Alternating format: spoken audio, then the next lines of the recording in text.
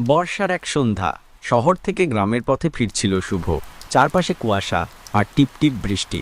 হেডলাইটের আলোয় হঠাৎ তার চোখে পড়ল রাস্তার ধারে এক পুরনো ভাঙাচোরা বাড়ি। অদ্ভুতভাবে সেটা আগে কখনো দেখেনি।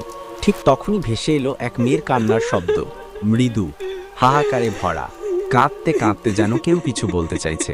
শুভ কৌতূহলে এগিয়ে গেল, দেখে দরজাটা নিজে থেকেই খুলে গেল। ভিতরে ছায়াময় অন্ধকার, আর কোনায় দাঁড়িয়ে আছে লাল বেনারসি শাড়ি পরা এক মেয়ে, মুখ ঢাকা, ভেজা চুলে গড়িয়ে পড়ছে বৃষ্টির জল। শুভ জিজ্ঞাসা করলো, কে আপনি? এখানে একা কাঁদছেন কেন? কি হয়েছে আপনার? কতবার ডাকল সে। অবশেষে মেয়েটি ধীরে ধীরে তাকালো তার দিকে। শুভ পেছাতে লাগলো আতঙ্কে। ঠিক তখনই মেয়েটি বলল, আমি তো কাউকে ডাকি না, তবুও তুমি এলে। একটা তীব্র বিদ্যুৎ চমকালো, আর শুভ দৌড়ে পালাতে লাগলো।